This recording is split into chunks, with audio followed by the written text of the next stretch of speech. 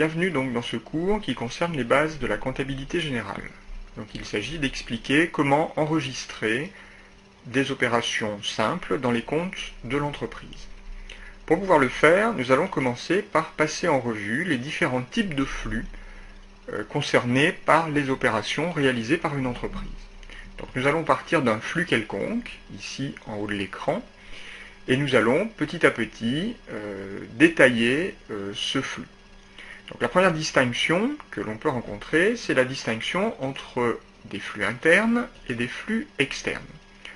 Un flux interne correspond à un mouvement de matières premières, de marchandises, de produits finis dans l'entreprise.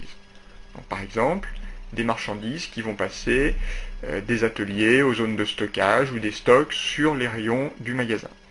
Ces flux ne vont pas donner lieu à un enregistrement en comptabilité, sauf s'il s'agit de flux monétaires internes.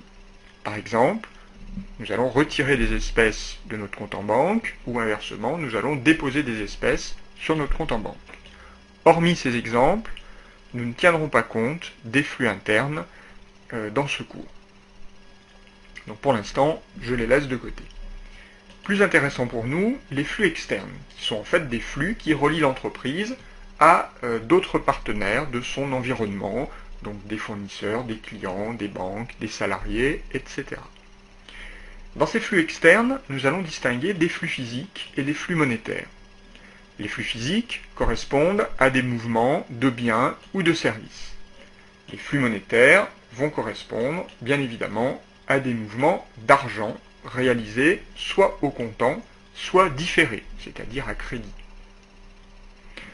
Commençons par analyser d'un peu plus près les flux physiques. Pour ces flux physiques, nous allons distinguer des flux physiques d'entrée et des flux physiques de sortie. Les flux physiques d'entrée vont correspondre à des biens ou des services qui entrent dans notre entreprise. Donc par exemple, des achats, alors achat de biens ou achat de services en provenance de prestataires extérieurs, le travail du personnel, qui est aussi un service que nous rendent des salariés, ou des investissements, c'est-à-dire l'acquisition d'immobilisation, de biens durables. Ces éléments-là constituent des flux physiques d'entrée pour notre entreprise. Les flux physiques de sortie correspondent à l'inverse à des biens ou des services qui sortent de notre entreprise. Donc par exemple des ventes faites à des clients ou des services rendus à des clients. Nous allons retrouver cette même distinction pour les flux monétaires.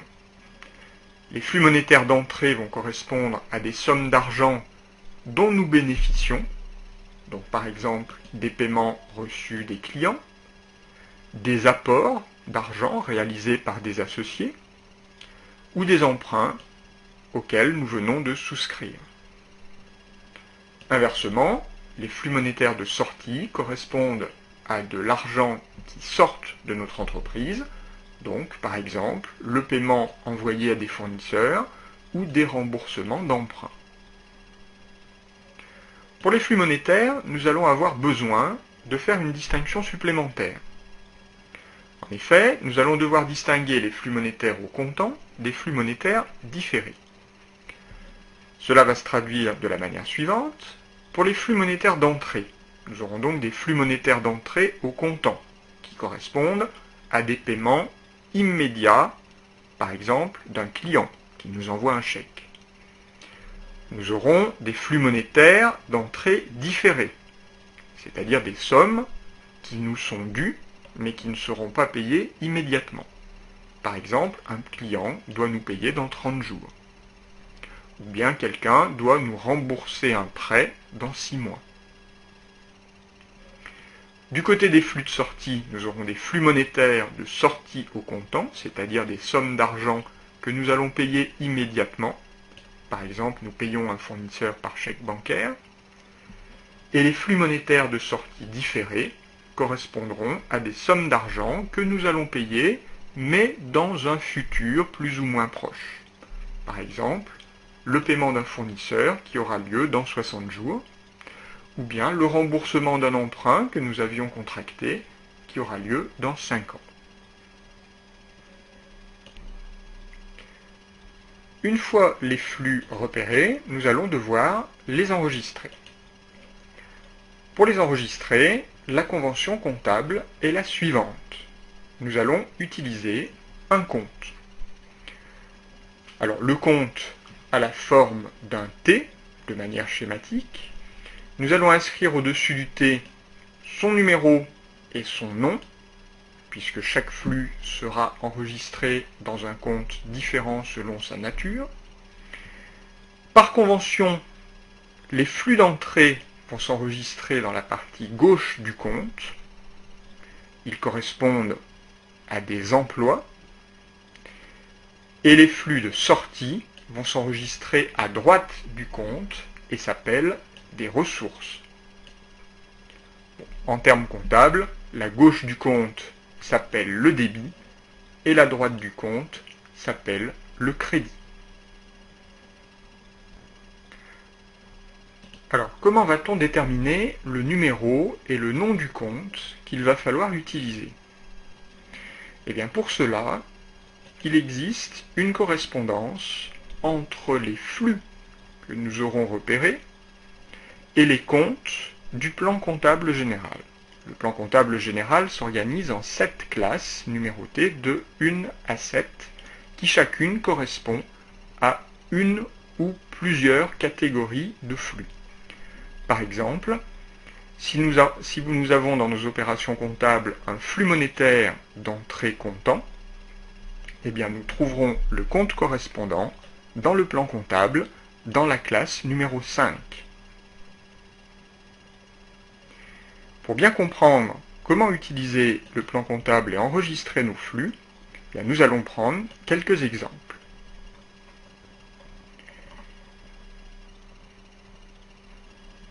Nous allons supposer qu'au cours du mois de septembre, mois de sa création, l'entreprise Verbotin a réalisé quelques opérations. Première opération, elle a réussi à constituer son capital avec les apports des associés. Donc ce dernier s'élève à 100 000 € et les fonds correspondants ont été déposés sur le compte en banque. Donc l'entreprise Verbotin fait affaire ici avec ses associés. Ses associés lui ont fait un apport de fonds. Donc on peut imaginer que les associés ont versé des chèques à l'entreprise Verbotin. Ces chèques bancaires, pour notre entreprise, constituent des flux monétaires, puisqu'il s'agit d'argent, d'entrée, puisque nous en bénéficions, comptant, puisqu'ils viennent d'être versés immédiatement. En contrepartie, l'entreprise Verbotin va devoir rembourser ces sommes aux associés, alors à une échéance que l'on ne connaît pas à la date d'aujourd'hui, mais qui correspond probablement au jour où l'associé décidera de quitter l'entreprise. Par conséquent, l'entreprise a une dette sur ses associés. Cette dette constitue un flux monétaire de sortie différée, puisque nous allons devoir rendre l'argent à l'associé à une date qui n'est pas précisément connue, et plus précisément, c'est un flux différé à long terme, puisque l'associé quittera probablement l'entreprise d'ici quelques mois, voire quelques années. Dans les deux cas, il s'agit d'un flux d'une valeur de 100 000 €. Donc, je vais le noter pour que mon schéma soit tout à fait complet. Donc, je me retrouve avec deux flux. Ces deux flux, en comptabilité, vont se traduire par l'utilisation de deux comptes. Mon flux d'entrée, que j'ai noté ici E comme emploi, est un flux monétaire d'entrée comptant. D'après ma typologie, les flux monétaires d'entrée comptant s'enregistrent dans des comptes de classe 5. Donc je vais chercher dans mon plan comptable quel est le compte de classe 5 qui pourrait enregistrer un chèque bancaire.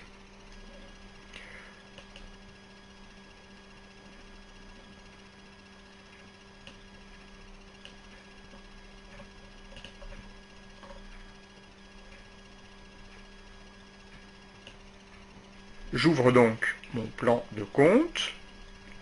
Alors j'ai ici simplement quelques comptes, disons, courants, hein, mais la totalité des comptes du plan comptable se trouve dans le plan de compte. Donc dans les comptes de classe 5, j'ai notamment un compte 512 banques qui semble adapté pour enregistrer un chèque bancaire. Par conséquent, je vais reporter ce numéro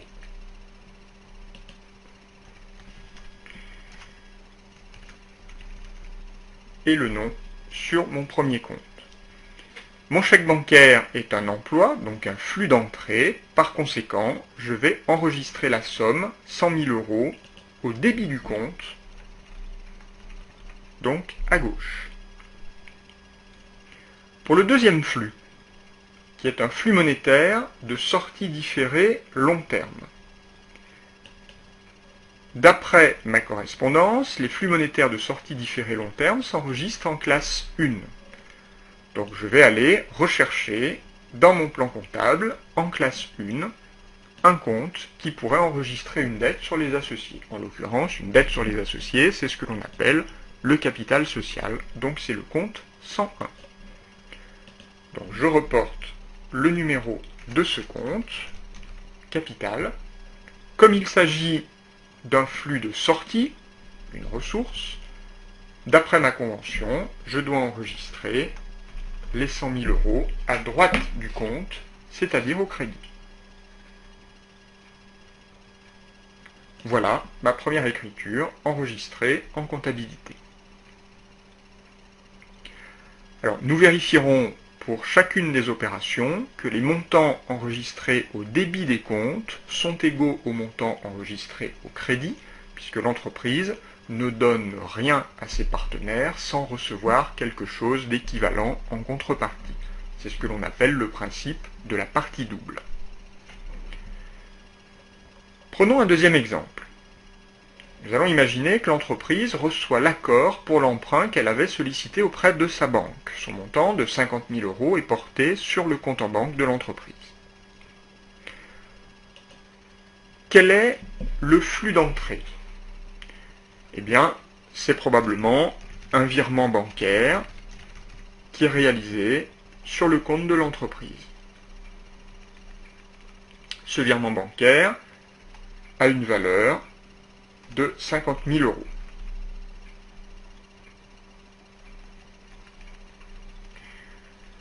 À quel type de flux correspond-il? Eh bien, pour notre entreprise, il s'agit d'un flux monétaire d'entrée, puisque nous recevons l'argent, comptant, puisque nous le recevons le jour même.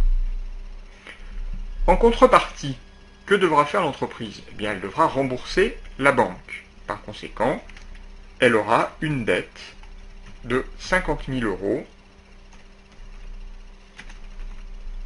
sur l'établissement bancaire. Cette dette correspond, pour notre entreprise, à un flux monétaire de sortie différé, puisque nous rembourserons plus tard, à long terme, puisqu'un emprunt est généralement remboursé sur plusieurs années. Passons à l'enregistrement dans nos comptes. Le virement bancaire est un flux monétaire d'entrée comptant. Les flux monétaires d'entrée comptant s'enregistrent en classe 5. Comme il s'agit d'un virement bancaire, là encore, le compte 512 banques semble adapté. Je reporte donc son numéro dans mon compte, et comme il s'agit de mon flux d'entrée, je vais reporter les 50 000 € à gauche du compte, donc au débit. Le flux de sortie est un flux monétaire de sortie différée long terme. D'après ma correspondance, il s'agit ici d'un compte de classe 1. Donc, dans mon plan comptable,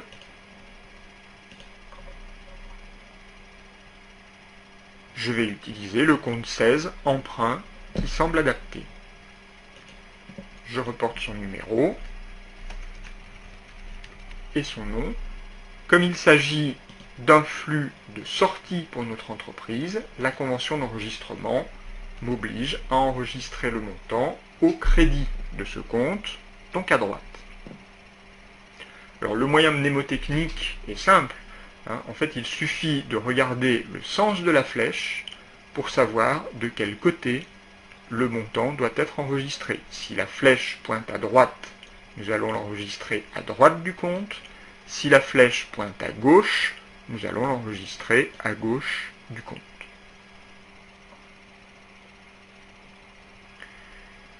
Prenons un troisième exemple. Nous allons imaginer que notre entreprise fait l'acquisition de véhicules pour ses livraisons. 75 000 €, elle en paye 20% au comptant et le reste à crédit. Bon, nous allons imaginer que le paiement au comptant se fait par chèque bancaire, ce qui est le plus probable. Le partenaire avec lequel notre entreprise fait affaire est un fournisseur d'immobilisation. Une immobilisation est tout simplement un bien durable dont l'entreprise est propriétaire ou va devenir ici propriétaire. Donc, de ce fournisseur à notre entreprise, eh bien, nous avons des véhicules qui correspondent à une valeur de 75 000 €, et il s'agit pour notre entreprise d'un flux physique, puisque ce sont des biens, d'entrée, puisque nous les achetons, et je vais préciser des flux physiques d'entrée long terme, car ce sont des biens durables. Du côté des ressources, donc des flux de sortie, eh bien, une partie de l'acquisition est payée par chèque bancaire.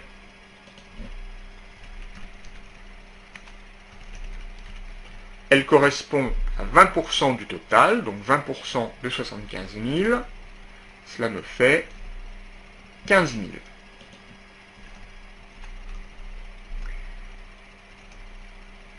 Ces 15 000 € correspondent pour notre entreprise à un flux monétaire de sortie comptant, puisque nous les payons immédiatement. Les 60 000 € restants seront payés plus tard. Ils constituent donc pour notre entreprise une dette sur le fournisseur, donc une dette de 60 000 €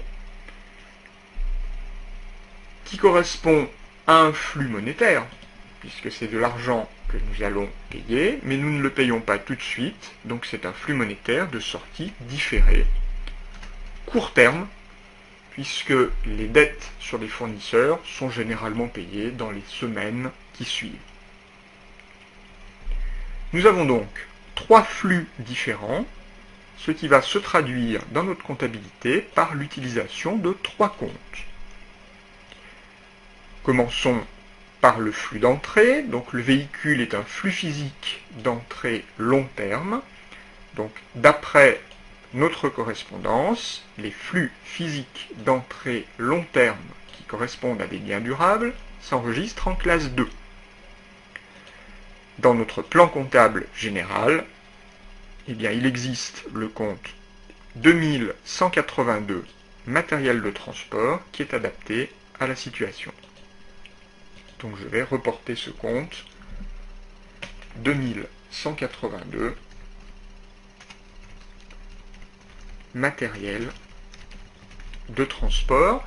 Comme il s'agit d'un flux d'entrée, je vais reporter la somme au débit du compte, donc à gauche. Le chèque bancaire est un flux monétaire de sortie comptant. C'est une situation que nous avons déjà rencontrée dans les opérations précédentes. Il s'agit d'un compte de classe 5 et le chèque bancaire, nous l'avions vu, va s'enregistrer dans le compte 512 banque. Puisqu'il s'agit d'un flux de sortie, il s'enregistrera au crédit du compte. La dette est un flux monétaire de sortie différée court terme qui va s'enregistrer ici en classe 4. Dans mon plan comptable, il existe un compte 404, fournisseur d'immobilisation, qui va nous permettre d'enregistrer cette dette. Donc je reporte son numéro.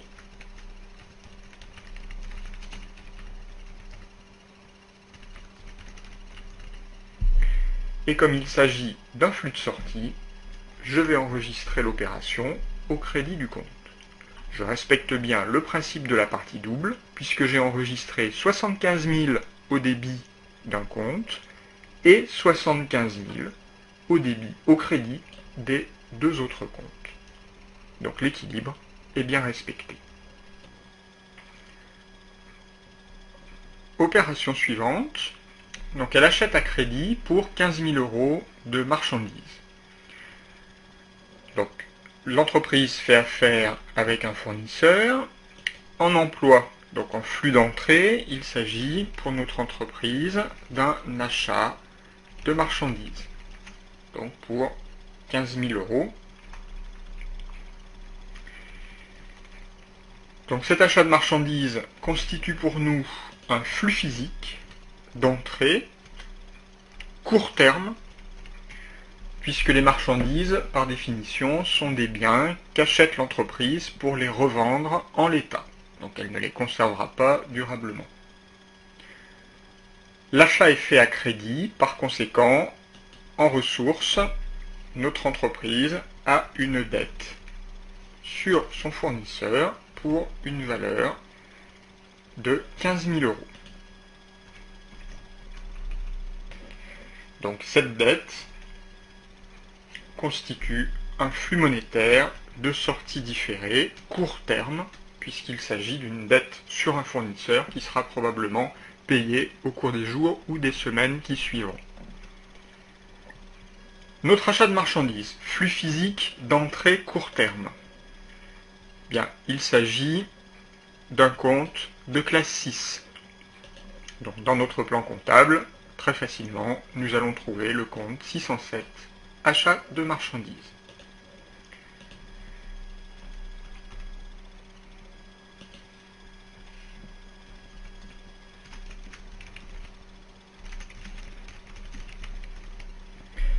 Il s'agit pour nous d'un emploi, donc un flux d'entrée. Par conséquent, je note le chiffre côté débit.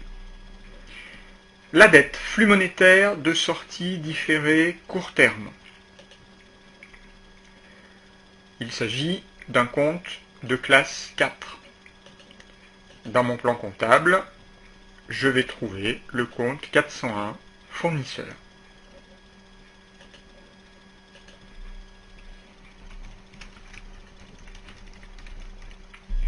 Je place le montant au crédit, puisqu'il s'agit d'un flux de sortie.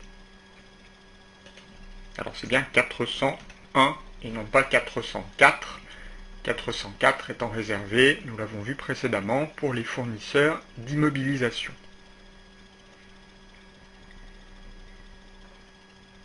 Opération suivante. Notre entreprise retire 5 000 € à la banque pour alimenter la caisse. Alors ici, il n'y a pas de partenaire. En fait, la banque n'est qu'un intermédiaire, l'argent restant la propriété de l'entreprise. Par conséquent, il s'agit d'un flux interne. Nous avions expliqué tout à l'heure que parmi les flux internes, seuls seraient enregistrés les flux monétaires. Ici, manifestement, il s'agit d'un flux monétaire. Donc les deux comptes que nous allons utiliser sont bien évidemment la banque, 512, que nous avions déjà utilisé dans une opération précédente, et la caisse, 530. Ce compte-là enregistre les mouvements d'espèces. Si on raisonne par analogie avec les opérations précédentes, nous allons pouvoir déterminer quel est le compte qui doit être débité et celui qui doit être crédité. En l'occurrence, nous retirons l'argent de la banque. Donc il s'agit d'un flux de sortie à la banque. Par conséquent, nous allons mettre le montant au crédit de ce compte. Inversement, l'argent rentre en caisse, donc il s'agit d'un flux monétaire d'entrée dans la caisse, et nous allons donc mettre 5 000 € au débit de la caisse.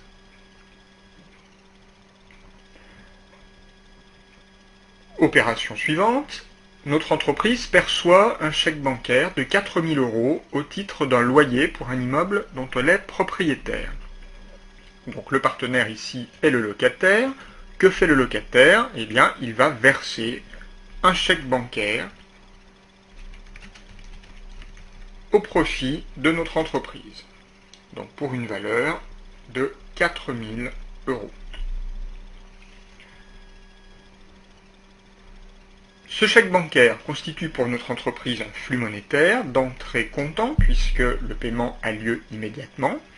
Et en contrepartie, donc notre entreprise va fournir un service au locataire. En l'occurrence, il s'agit de la possibilité d'occuper donc un immeuble dont elle est propriétaire. Donc ce service pour notre entreprise est un flux physique de sortie.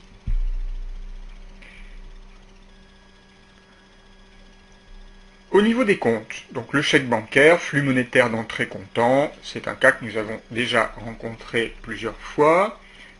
C'est le compte 512, banque, qui sera utilisé au débit, puisqu'il s'agit ici d'un emploi. Donc 4 000 €. Le flux physique de sortie. Eh bien, d'après notre correspondance des flux, les flux physiques de sortie s'enregistrent dans des comptes de classe 7. Le plan comptable nous donne le compte 7083, locations diverses.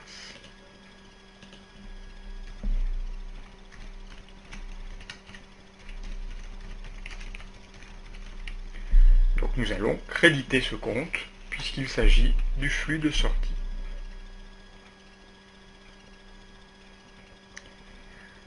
Ensuite, nous allons imaginer que l'entreprise règle par chèque bancaire un fournisseur. Donc le chèque bancaire va de notre entreprise à son fournisseur,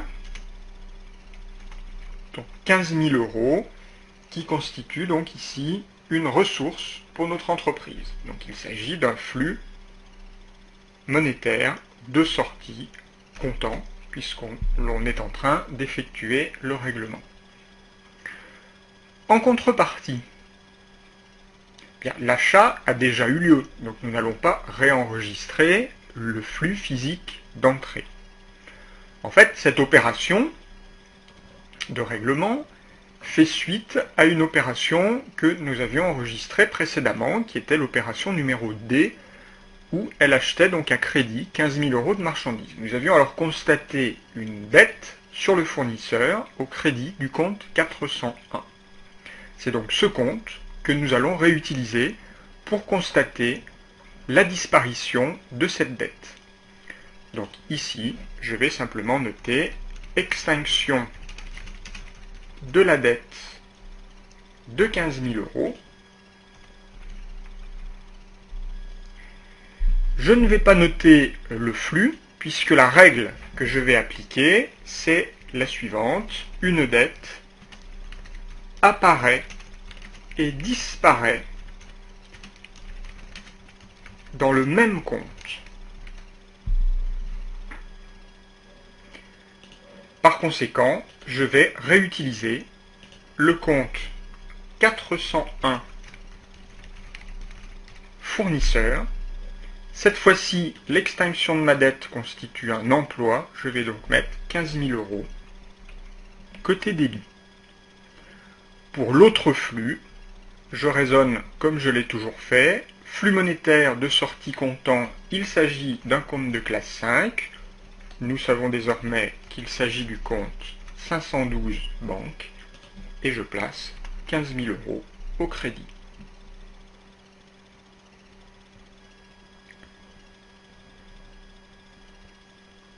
Opération suivante, nous réglons en espèces des annonces publicitaires.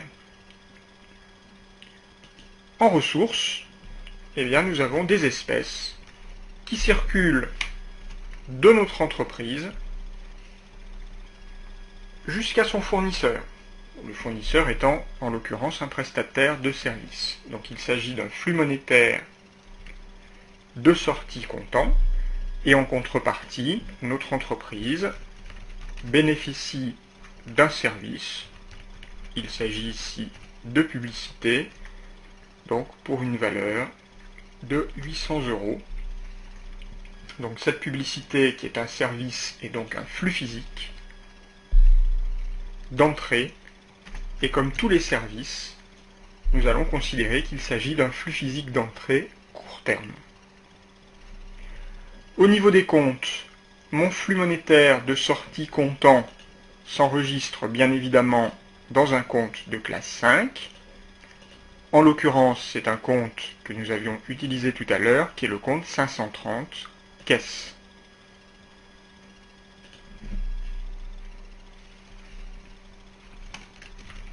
Donc je place les 800 € au crédit, puisque c'est une sortie. Le service flux physique d'entrée court terme va s'enregistrer dans un compte de classe 6. D'après mon plan comptable, je peux utiliser le compte 623 publicité.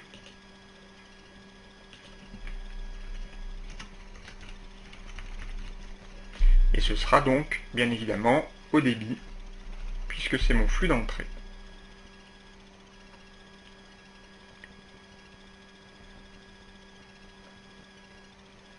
Opération suivante, nous vendons des marchandises à crédit, 25 000 €.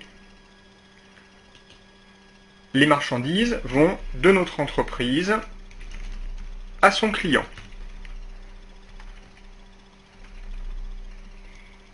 Il s'agit en l'occurrence pour nous d'un flux physique de sortie.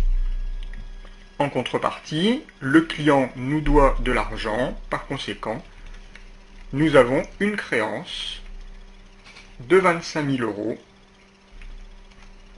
sur ce client, et cette créance, pour nous, représente un flux monétaire d'entrée différé, court terme, puisqu'il est probable que le client nous paye dans les jours ou dans les semaines qui suivront. Le flux physique de sortie est un flux qui va s'enregistrer dans un compte de classe 7. En l'occurrence, dans le plan comptable, les ventes de marchandises s'enregistrent dans le compte 707.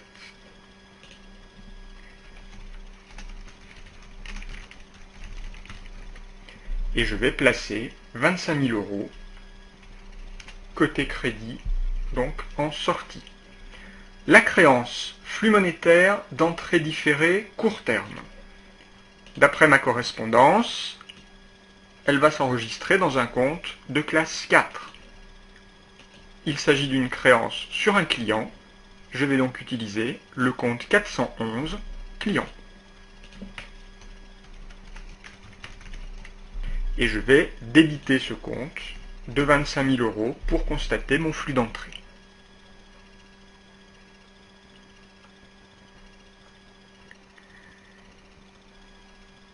Dernière opération, nous réglons par chèque le salaire des employés. Donc cette fois-ci, nos partenaires sont les salariés qui vont nous fournir un travail. Ce travail va constituer pour nous un emploi. Donc nous bénéficions en fait d'un service qui nous est fourni par nos employés. Ce service constitue pour nous un flux physique d'entrée, court terme comme tous les services, et en contrepartie, nous allons verser des chèques bancaires à nos salariés, donc pour une valeur de 45 000 €. Ces chèques bancaires constituent un flux monétaire de sortie comptant.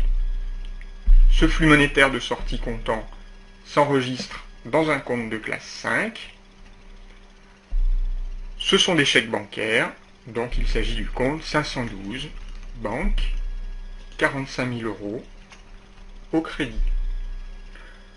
L'autre flux est un flux physique d'entrée court terme, qui va s'enregistrer en classe 6, comme tous les services. Et dans mon plan comptable, eh bien, je vais trouver un compte 641, charge de personnel, que je vais pouvoir utiliser. Et je vais donc, bien évidemment, débiter ce compte puisqu'il s'agit d'un flux d'entrée.